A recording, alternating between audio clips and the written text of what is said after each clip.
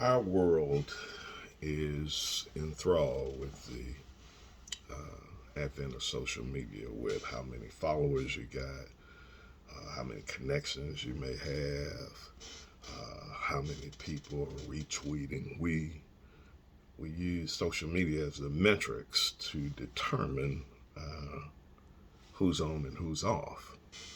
So the larger the crowd, the greater your significance. And maybe that's why we make decisions to never uh, step on toes, because we want as big a crowd as possible to show that I'm surrounded by all of this. The people who have done the greatest things in life, a lot of them did it with a small crowd. While friendship is so great and so to be treasured, but if you're in a relationship where you can't grow and they don't want you to grow and you got to stay small to keep them, then in my opinion, that relationship is unbalanced and you have to reject it. There's a passage of scripture that a friend loveth at all times, and a brother is born for adversity. So if a friend loveth at all times, a true friend should love you when you grow. A true mentor should love you when you grow. A true coach should love you when you grow.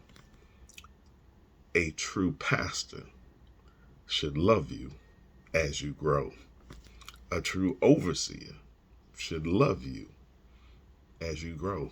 A true leader should love you as you grow and expand. But if you have to stay small to keep them, if you got to stay in your place, if you got to stay in your spot, if you got to live within the carefully defined box that they have determined that your life and your place and your station should belong, then it's unbalanced. You got to grow. One day, you're going to have to stand before God. And God won't ask, how many people did you have following you on Twitter? How many people did you have following you on Facebook? He's going to judge you by how many times you took the road that was less traveled. You didn't stay on the easy path.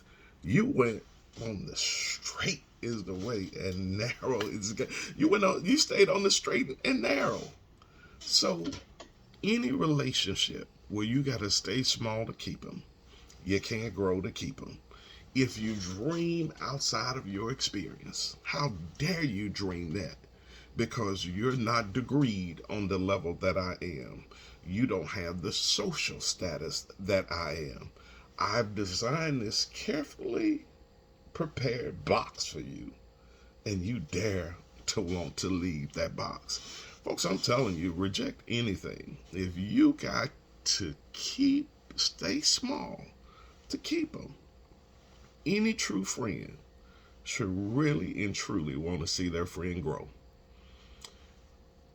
If your friendship is based on you staying in the storyline that they designed for you when you were 18 and now you're 56, something's wrong with this story.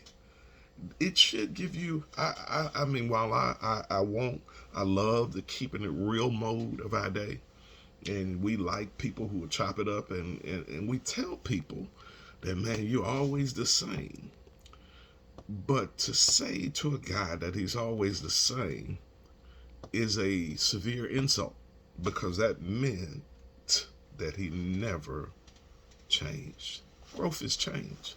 Anytime you see growth, growth means change. Growth doesn't leave you in the same state. And we are keeping too many relationships that are stunning our growth.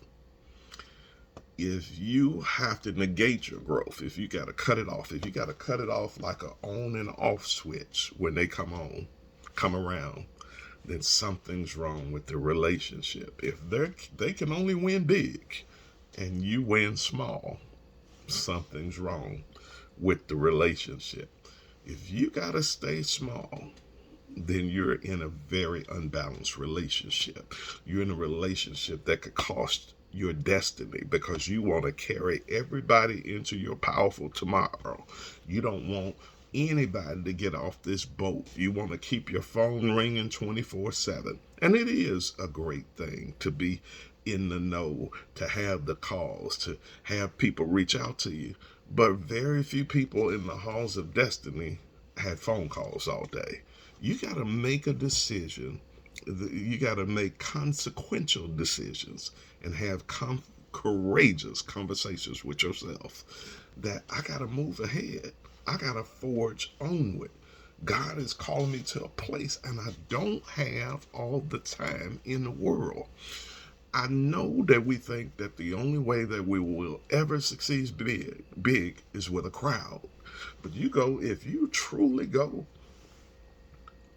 through Hebrews 11, commonly called the Hall of Faith, very few people in that list, in that Hall of Fame, had the crowds with them. They were fighting uphill battles. They were fighting adversities. They were fighting shortage. They were fighting popular opinion. They were fighting the tenor of the moment. So look, if you got to stay small to keep them, you got a friendship to keep and growth to shun. God's going to face you one day and God's going to want to see growth and progress. But you don't want to lose one person that's been on the ship called you.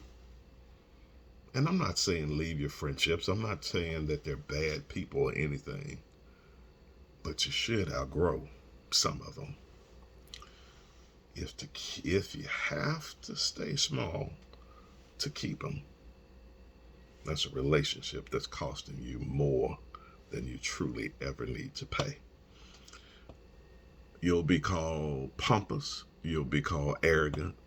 You'll be called he doesn't remember where he came. They'll put so many monikers on you, all because you dare not stay small or you wanted to keep moving towards growth. You got to take those hits. You got to take being ostracized. And I can walk through the Bible cover to cover. And whenever people dreamed outside of their experience, they were attacked. Joseph's brothers couldn't even speak peaceably about him because he dared to tell his dream and of his coat of many colors. Some of you all got that much talent, but you're staying small because you want to keep the crew. You want all the preachers to keep calling you. And the box that they got planned for you, it isn't as great as what you think.